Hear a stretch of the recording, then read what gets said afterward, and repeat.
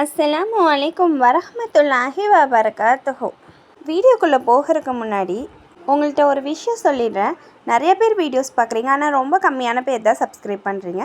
Subscribe பண்ணுங்கள். அதே மாதிரி என் வீடியோஸ்க்கு லைக் போடுங்க. நீங்கள் பண்ணுற சப்ஸ்கிரைபும் நீங்கள் போடுற லைக்ஸும் தான் நான் தொடர்ந்து நிறைய வீடியோஸ் போட எனக்கு மோட்டிவேஷனாக இருக்கும். பல பேருக்கு தெரியாத ஹஜ்ருல் அஸ்வத் கல்லை பற்றி ஒரு சம்பவத்தை நான் உங்கள்கிட்ட சொல்கிறேன். இஸ்லாம் வரலாற்றிலேயே ஹிஜ்ரி 307ஆம் ஆண்டு நடந்த ஒரு மிகப்பெரிய சம்பவம். அபு தாயிர் பின் அபீஸ் சைத் அலி ஜனாபி என்ற அவன் ஒரு முனாஃபிக். ஆனால் பேரை பார்த்தா முஸ்லீம் பேர் தான். இவன் என்ன செஞ்சானா, ஹிஜ்ரி 307ஆம் ஆண்டு துல்ஹஜ் மாதம் ஒரு பெரிய படையோடு மக்காவுக்குள்ளே நுழைஞ்சான். உங்களுக்கே தெரியும், அது ஹஜ்ஜோட காலங்கிறனால மக்காவில் நிறைய பேர் இருப்பாங்க. நுழைஞ்சவன் என்ன செஞ்சானா, மக்காக்குள்ளே இருந்த 13,000 பேர்த்த கொன்று குவிச்சான். அதுவும் அன்னைக்கு பெருநாள். அதுவும் நம்ம பெருநாள் அன்னைக்கு என்ன கொடுப்போம், ஆடு மாடுலாம் கொடுத்து குர்பானி கொடுப்போம். ஆனால் அவன் மனுஷங்களை அறுத்து கொன்று குவிச்சு ரத்தம் ஆறு ஓடிச்சாங்க.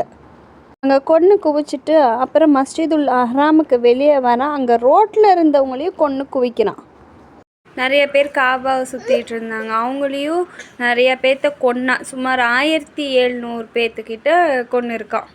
ஃபுல்லாக ஜனாசாக்கள். பாருங்கள், என்ன மாதிரி இடத்துல போய் அவன் கொன்று குவிச்சிருக்கிறான் பாருங்கள். என்ன மாதிரி இடம், சுபஹானல்லாஹ்.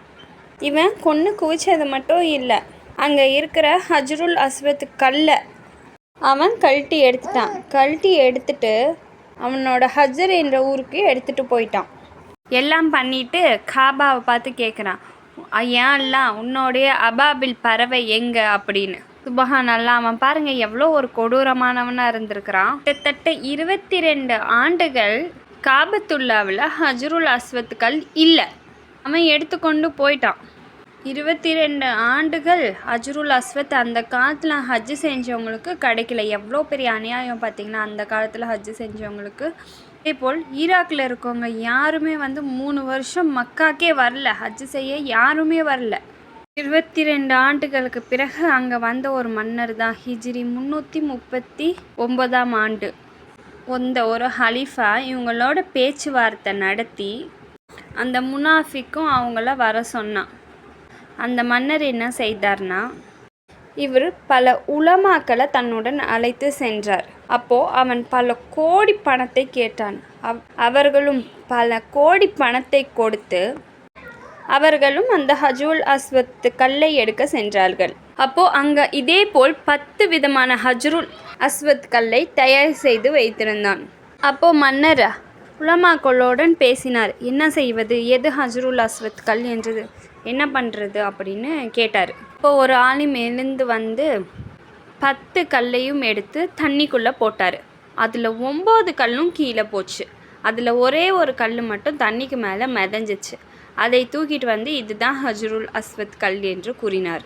என்ன, அது சொர்க்கத்தோட கல், அது தண்ணிக்குள்ளே போகாதுங்கிறத இந்த ஹாலிம் தெரிந்து வைத்திருந்தார்.